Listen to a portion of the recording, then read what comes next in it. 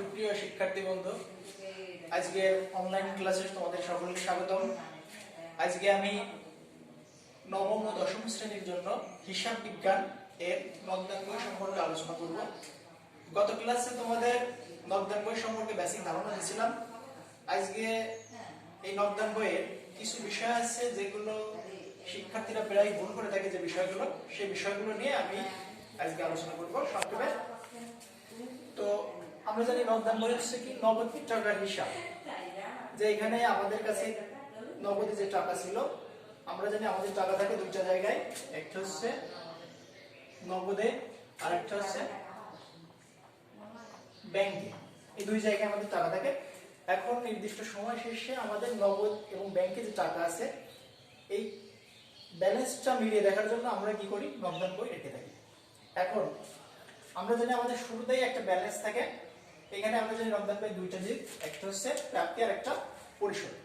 আমাদের যে ব্যালেন্স ছিল, মানে নরমাল যে হিসাবটা আমাদের একটা নগদের এবং ব্যাংকের যে ব্যালেন্সটা ছিল, এর সঙ্গে যখনই আমরা টাকা পাই সেটি কি হয়, ব্যালেন্স বেড়ে যায়। আর যখনই কোনো টাকা পরিশোধ করে আমাদের ব্যালেন্সটা কমে যায়। আর লাস্টে যে সকল প্রকার যে ব্যালেন্স ছিল এর সঙ্গে সকল প্রকার প্রাপ্তি যোগ করে এর থেকে যে পরিশোধগুলো সেগুলো বাদ দিলে লাস্টে যেটা থাকে সেটা হচ্ছে আমাদের ব্যালেন্স। এই ব্যালেন্সটা বের করাই হচ্ছে আমাদের মূল উদ্দেশ্য। তো আমি গত ক্লাসে বলেছিলাম আমাদের শুরুতে যে ব্যালেন্সটা থাকে সেটা আমাদের দেখাতে হয় ব্যালেন্স বিজি নামে দেখাতে হয়। আমরা ধরে এটা হচ্ছে নগদের টাকা, এটা হচ্ছে ব্যাংকের টাকা, এটা নগদের, এটা হচ্ছে ব্যাংকের, আর এখানে বিবরণ। আমি সম্পূর্ণ সবটা দেখালাম না, সবাই তোমরা জানো। আমি সংক্ষেপে মূল যে বিষয়টুকু সেটুকু দেখাচ্ছি আজ তোমাদের। তো জানি আমাদের যে ব্যালেন্স বিজি শুরুতে যে ব্যালেন্সটা থাকে, ধরে নিলাম নগদে আছে আমাদের 20,000 টাকা, ব্যাংকের ঘরে আছে 30,000 টাকা। এখন এখানে নরমালি এটা থাকে, তবে কখনো কখনো এখানে যে বিষয়টা প্রায় ভুল করে, যে এরকম 1 তারিখে হয়তো বা দেওয়া আছে যে হাতে নগদ এত টাকা আর ব্যাংক ব্যালেন্স এখানে 2 টাকা থাকতে পারে। ব্যাংক জমা যদি হয়, মানে আমাদের ব্যাংকে জমা আছে 30,000 টাকা, তাহলে আমরা ডেবিট দিকে দেখাতে পারি। কিন্তু যদি কখনো এরকম থাকে যে ব্যাংক জমাতিরিক্ত, অর্থাৎ কি আমাদের ব্যাংকে যে টাকা জমা আছে তার চেয়ে বেশি আমাদের উত্তোলন করা আছে, তাহলে তো আমাদের ব্যাংকে জমা নেই। আর যখন উত্তোলন করা থাকবে তখন সেটা কি করতে হবে, ক্রেডিট দিকে ব্যাংকের ঘরে দেখাতে হবে। এখন এই যে জমাতিরিক্ত সরাসরি না থেকে এভাবে কি থাকতে পারে, যে ওজি, ও জি, এই যে বাংলা থাকতে পারে। ওজির অর্থ হচ্ছে ওভারড্রাফট। ওভারড্রাফটের মানে হচ্ছে কি জমাতিরিক্ত উত্তোলন। তো যদি কখনো এরকম থাকে যে হাতে নগদ আছে এত টাকা, ব্যাংক ওজি বা ওভারড্রাফট এত টাকা, তাহলেও কিন্তু এই যে ব্যাংকের যে ব্যালেন্স, তখন কিন্তু এই ব্যালেন্স বিজি নামে ওজি বা ওভারড্রাফট যদি থাকে তাহলে ব্যালেন্স বিজি নামে ব্যাংকের ঘরে টাকাটা দেখাতে হবে। এরপরে আমরা জানি কমন যে বিষয়গুলো, আমরা টাকা পাই কখন, নরমালি কি পণ্য বিক্রয় থেকে আমাদের আয় হয়। যখনই টাকা পাই সেটা দেখায় ডেবিট পাশে, খরচ হলে ক্রেডিট পাশে। টাকা পাই তাহলে যদি বিক্রয় করে টাকা পাই, তাহলে এখানে হিসাবে নাম লিখবো বিক্রয় হিসাব। যদি নগদে টাকা পাই টাকা লিখবো নগদের ঘরে, আর যদি চেকের মাধ্যমে টাকা পাই টাকা লিখবো ব্যাংকের ঘরে। তারপর আমরা কি দেনাদারের কাছ থেকে টাকা পাই, তাহলে যখনই টাকা পাবো, যদি নগদে পাই নগদের ঘরে, চেকে পেলে ব্যাংকের ঘরে। মূল কথা হচ্ছে যখনই আমরা টাকা পাবো সেটি ডেবিট দিকে দেখাবো এবং আমাদের ব্যালেন্সটা বেড়ে যাবে। ডেবিট দিক দেখানো মানে ব্যালেন্সটা বেড়ে যাবে। সেই সঙ্গে যখনই আমরা কোনো খরচ প্রদান করব, খরচগুলো কিরকম হতে পারে, আমরা যখন পণ্য ক্রয় করি, ক্রয় করলে কি লিখবো, ক্রয় হিসাব নাম লিখবো।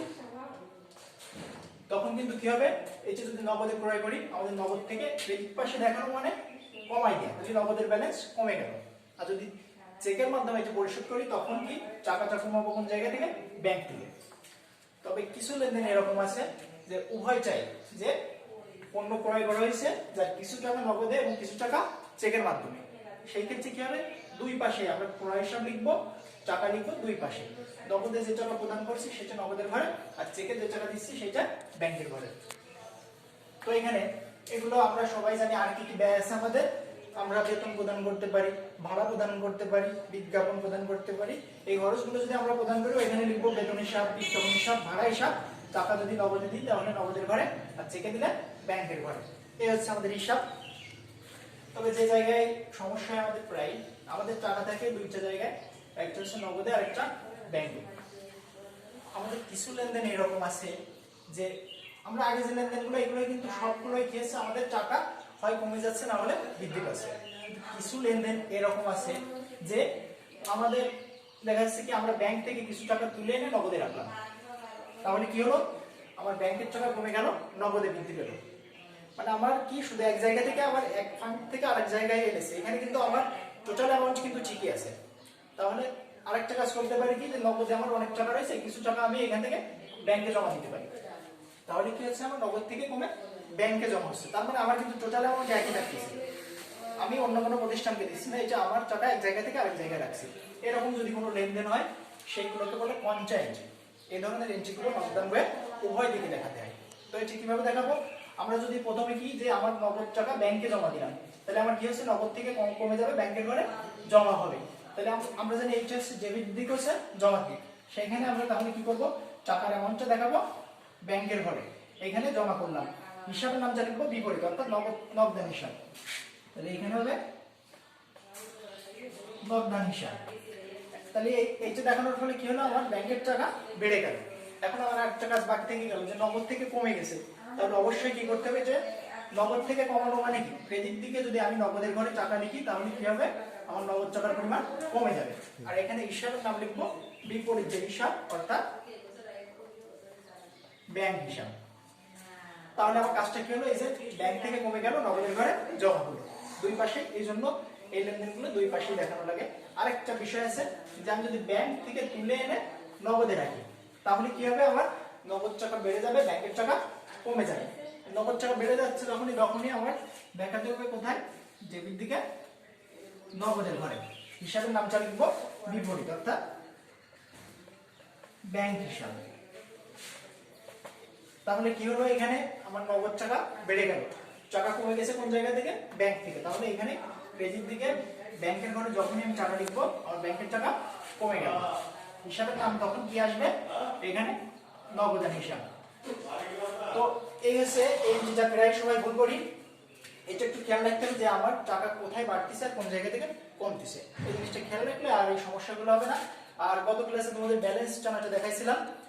প্রথমে ব্যালেন্স টানতে হবে নগদের, এই যে নগদের যে ব্যালেন্স ছিল এর সাথে সকল প্রাপ্তিগুলো যোগ করলে টোটাল অ্যামাউন্ট যেটা পাই আমরা, এর থেকে নগদে যে পরিশোধ করেছি সেটা যদি বাদ দিই, তাহলে আমার হাতে নগদ কত টাকা আছে সহজেই বের হয়ে যাবে। একইভাবে ব্যাংকের যে ব্যালেন্স দেখতে হবে, যে ব্যাংকের ডেবিট দিকে বেশি নাকি ক্রেডিট দিকে বেশি। একটা জিনিস মনে রাখতে হবে, যে ব্যাংকে কিন্তু আমার কখনো কখনো ক্রেডিট ব্যালেন্স হতে পারে, কারণ ব্যাংকে আমাদের যে টাকা জমা থাকে তার চেয়ে বেশি উত্তোলনের সুযোগ থাকে। এজন্য দেখবো কোন পাশে টাকা বেশি আছে, যে পাশে বেশি আছে সেই পাশ আগে যোগ করব, এরপর বাকি যে সাইড সেই পাশ বাদ দিলে যে টাকা আছে সেইটা হচ্ছে আমাদের ব্যাংকের ব্যালেন্স। তো সবাই আশা করি তোমরা বাড়িতে অঙ্কগুলো প্র্যাকটিস করবে। কারো কোনো সমস্যা থাকলে পরবর্তীতে তোমাদের সে বিষয়ে আলোচনা করা হবে। তো সবাই ভালো থাকো, আজকের মতো এখানেই শেষ করছি। ধন্যবাদ সকলকে।